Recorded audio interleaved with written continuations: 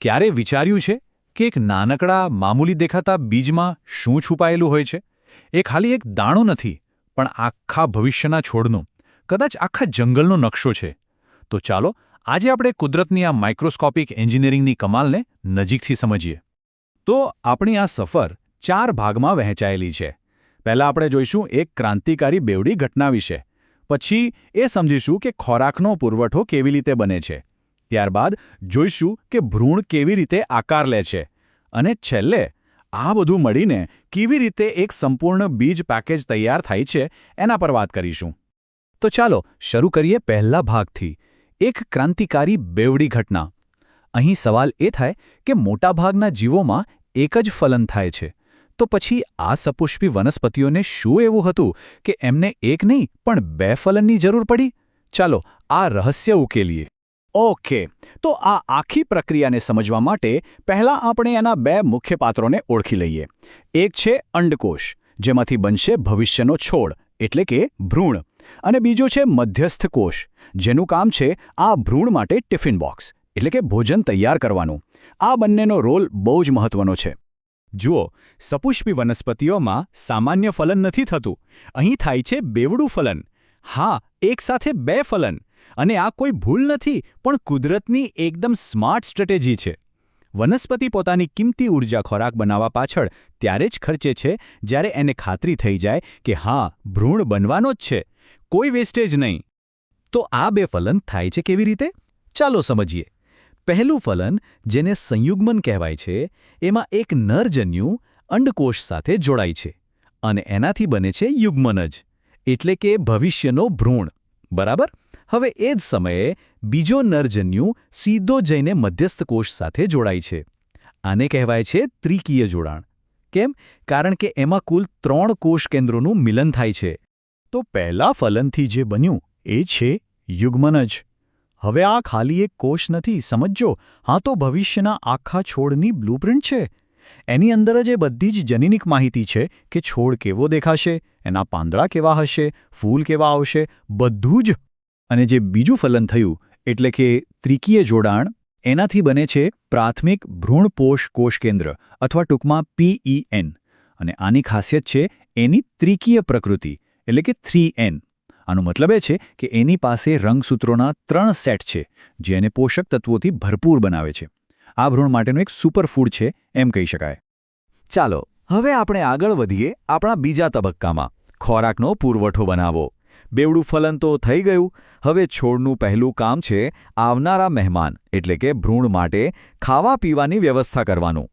આ ભ્રૂણપોષ એ ભ્રૂણની personal power bank છે. તો આ ભ્રૂણપોષનું કામ શું છે? સિમ્પલ, વિકાસ પામતા ભ્રૂણને પોષણ આપવાનું. અને સૌથી અગત્યની વાત, એનો વિકાસ ભ્રૂણના વિકાસ પહેલાં જ શરૂ થઈ જાય છે. મતલબ મહેમાન આવે એ પહેલાં રસોઈ તૈયાર. અને એવું નથી કે એ હંમેશા નક્કર જ હોય, એ પ્રવાહી પણ હોઈ શકે છે.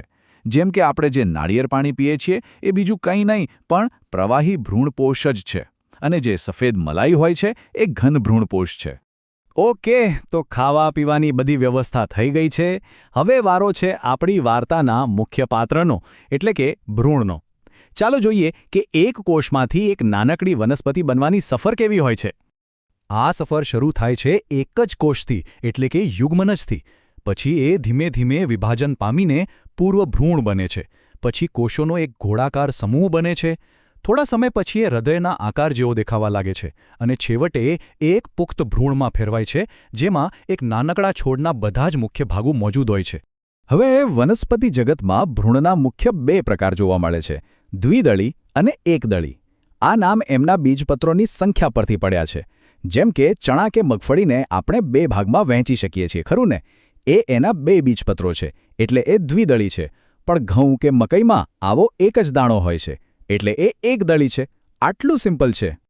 દ્વિદળી ભ્રૂણની રચના એકદમ વ્યવસ્થિત હોય છે. એમાં એક મુખ્ય ધરી હોય છે, જેને ભ્રૂણધરી કહેવાય. એની સાથે 2 બીજપત્રો જોડાયેલા હોય છે. આ ધરીના ઉપરના ભાગને ભ્રૂણાગ્ર કહેવાય, જેમાંથી ભવિષ્યમાં પ્રકાંડ અને પાંદડા ફૂટશે. અને નીચેના ભાગને ભ્રૂણમૂળ કહેવાય, જેમાંથી બનશે મૂળતંત્ર. જ્યારે એકદળી ભ્રૂણમાં 2 ને બદલે માત્ર એક જ પણ મોટું ઢાળ જેવા આકારનું બીજપત્ર હોય છે અને એનું એક ખાસ નામ પણ છે વરુથિકા. આ એની મુખ્ય ઓળખ છે. એકદળી ભ્રૂણ પાસે પોતાને બચાવવા માટે ખાસ રક્ષણાત્મક કવચ પણ હોય છે. પહેલું છે ભ્રૂણ મૂળચોલ.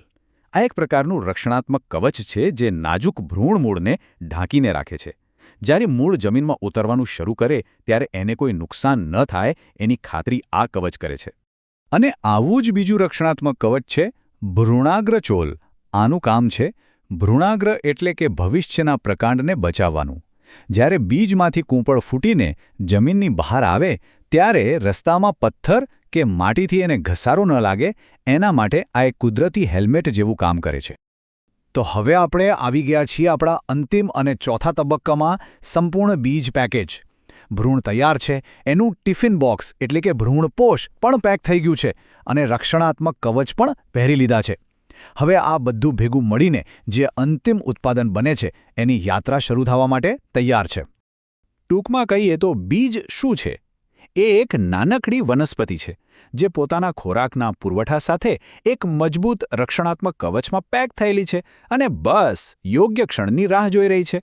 એક સંપૂર્ણ આત્મનિર્ભર પેકેજ.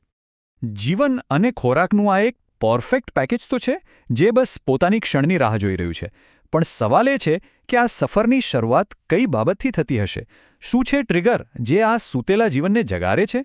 એ પાણી છે, ગરમી છે કે પછી કોઈ બીજું જ રહસ્ય છે? આ વિચાર સાથે આપણે કુદરતની આ અજાયબી વિશે વિચારતા રહીએ.